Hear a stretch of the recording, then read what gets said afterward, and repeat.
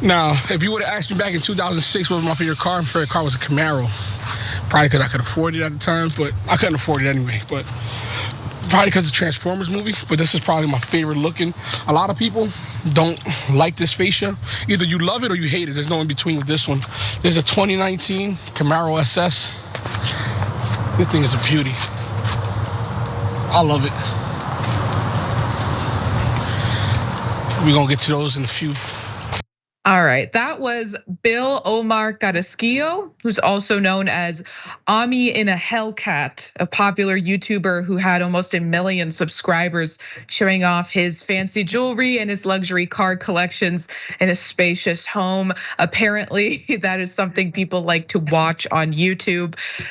I will never understand just ogling someone else's wealth in that fashion.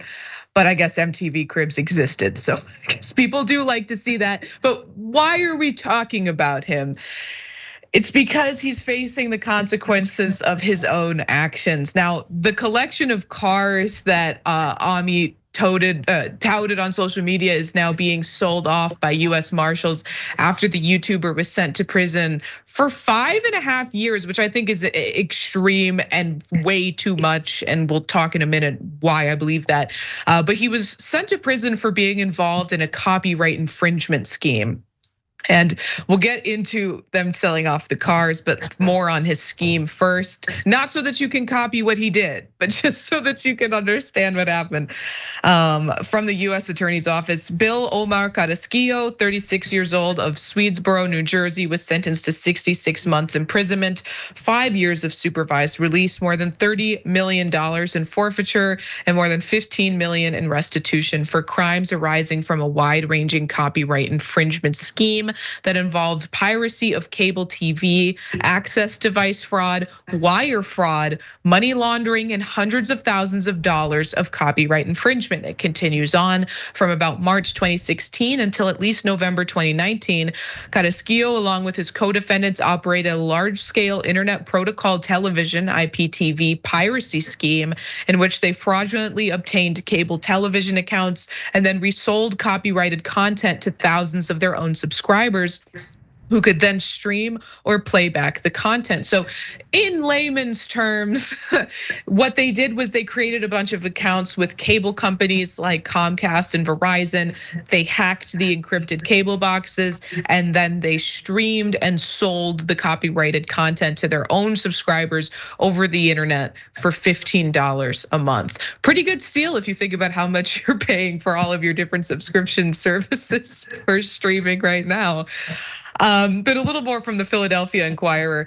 So-called illegal IPTV services or internet protocol television have grown into a $1 billion a year industry in the US, according to recent studies, with as many as 7% of North American households subscribing through hardware widely available online and preloaded with apps to access copyrighted content. Now, they also made fraudulent misrepresentations to banks and merchant processors in an effort to obtain merchant processing accounts, which is so crazy to me that they would open up this legitimate form of processing money for their illegal business.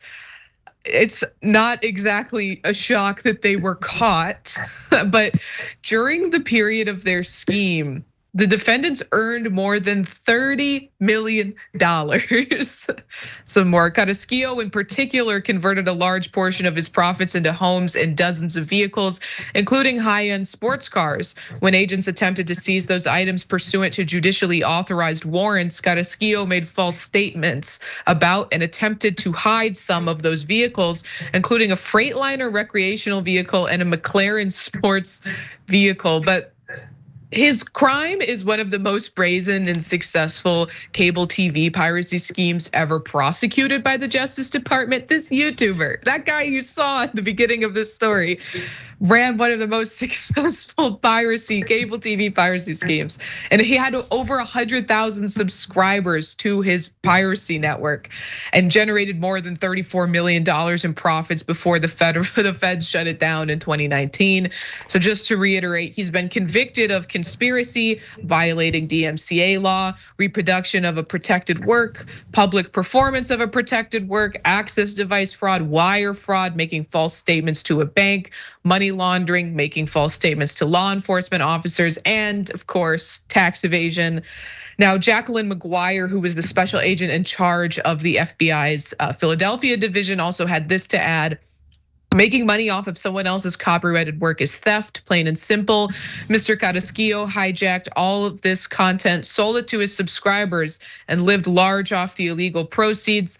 Today's sentence should send a message that willfully stealing another party's intellectual property is a serious crime, and the FBI is committed to holding violators accountable. So they have to. He's serving this jail time, but he also has to pay the money back. So he has to give back the $30 million in profits he made, which again, he used that money to purchase assets like homes and more specifically cars. So to get that money, they are auctioning off his vehicles, which started on September 29th. An insider reported among the lots are 2 Lamborghini Huracans, a 1996 Chevy Impala SS, a 2020 Audi R8 V10, and a 2020 Bentley Continental GT V8. Listen, I don't know how many of you are car people. I'm a car people. I used to be a mechanic. I'm a car people. I'm a car person. I used to be a mechanic. Those are nice cars. Those are insanely expensive cars. I don't know how I can frame that to someone who doesn't know that much about cars. That's crazy amounts of money right there. There's also many other vehicles, including motorbikes, ATVs, and dirt bikes, totaling 57 lots overall. Can we just pull up this one picture of his car, this vinyl wrapped monstrosity he has? Now that's his Lamborghini Aventador. I want to say first off, as I said at the beginning of the story, 5 years is a long time to spend in jail for copyright infringement. He did a crime, right? He has to pay the money back. There needs to be a punishment. 5 years is a long time to spend in jail for a crime that wasn't a violent crime. The people that were hurt from it were massive, TV networks and cable providers who make tons and tons of money every year. I don't think that putting him in prison for 5 years is necessarily the best way to treat this type of crime. But obviously make him sell his cars, make him give the money back, because that's a crazy amount of money. For a second, when I was doing the story, I was like, oh, maybe I should do this. Maybe I should start doing something like this. Yeah. Maybe that's the way I can finally pay my student loans off. Yeah, so look, obvious brazen illegality. They've got to do something about it. Otherwise, everybody would do it, right? Everybody would have the same reaction as Ray. I'd have the same reaction. Wait, where's my $30 million? Well, let's all cheat, right? So, but I also have the same reaction as Ray does about the prison time. But let me give you context for that.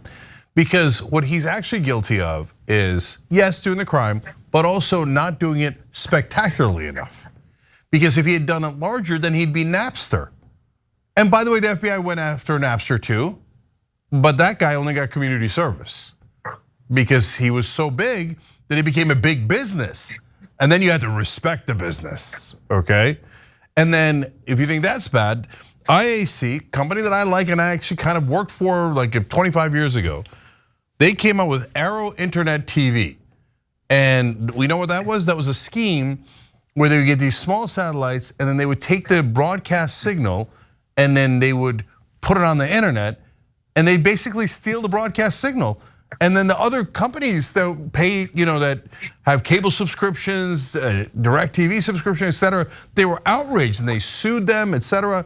That was done on a much, much larger scale. You wanna guess if any of the IAC executives went to jail? No, of course not, because that's a giant company.